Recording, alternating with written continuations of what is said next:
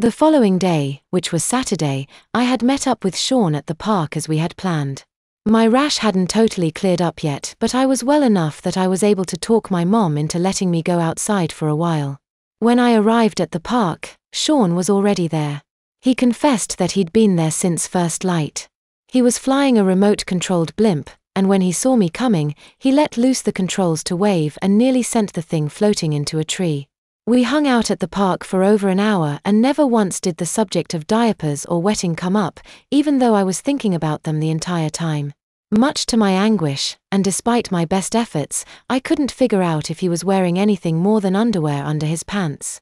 When all of the battery packs for the blimp were drained, Sean asked if I would like to come to his house.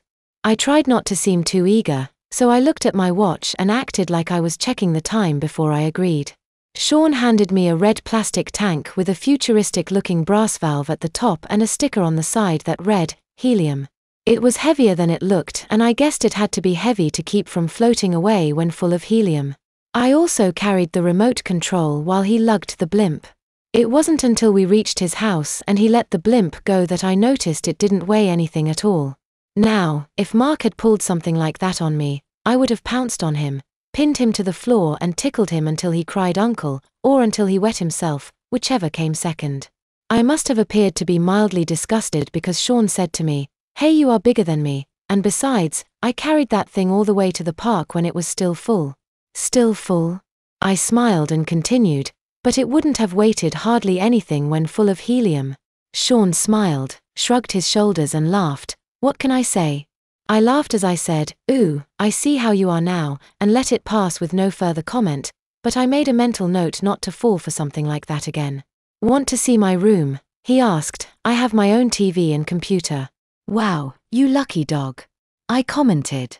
Sean laughed more than I thought he should just then, but then he explained why. "I have a dog named Lucky." "No way," I said in disbelief. "Yes way," he assured me. "He's out back, I'll show you." There was a door inside the garage that led into the house, just the same as at my home. Sean stopped halfway into the house. I hadn't been paying attention and walked right into the back of him. "Watch it," he laughed. "Sorry, I didn't mean," I started to say.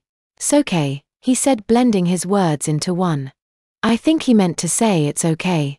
"Need to kick off your shoes," he said, "not allow shoes on the carpet." For a brief instant my brain flashed back to my dream last night and I giggled to myself. Beside the door that led from the garage to the inside of the house was a tall, narrow set of metal wire shelves with several pairs of assorted shoes. Sean and I added our shoes to the collection and then went into the house. His house was spotless and sparsely decorated. I could tell right off the bat that at least one or maybe even both of his parents were neat freaks. He led me through the dining room, which looked as though it had never been used before. Without opening the sliding glass door, Sean pulled back the white sheer fabric curtain and tapped on the glass with his knuckle. You could have knocked me over with a feather when I saw his dog. Big doesn't come close to describing it. "I'm sorry, that's not a dog. That's a fat horse." Not missing a beat, Sean replied, "Would you believe he's just a puppy?" "No," I answered. "Good, 'cause he's older than me." Sean laughed. Then, I asked the dumbest question, "Is he allowed in the house?" Sean laughed again. "Yeah, but then my dad would use my head for batting practice." "What kind of dog is that?" I asked. "Good old American mutt," Sean said with an odd sense of pride. I chuckled. "Must have some horse, or buffalo, or maybe both in him." "Is there a reason you named him Lucky?" I asked. Sean closed the curtains again and was careful to make sure each pleat was perfect. "I didn't name him that. He was my real dad's dog before I was born." It suddenly dawned on me how quiet it was inside the house. "Is anyone else home?" "Nope, Mom's working again this weekend and my stepdad is in Detroit for a convention." I wasn't really interested, but to keep the conversation going, I asked him, "What kind of convention?" Sean was leading me further into the house as he answered, "Don't know. Something to do with work, I think." Just as expected, the living room furnishings were sparse and totally dust-free. Sometimes, things get said that in retrospect would have been better if they never were said, and my next comment was one of those times. "How does your mom keep this place so clean?" She doesn't, my stepdad does.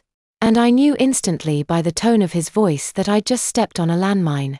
I didn't pursue it any further, but the mood in the air had become noticeably strained. He led me down an L-shaped hallway to a closed door with a red stop sign on the outside. It was smaller than a real stop sign, and below the word stop, it read,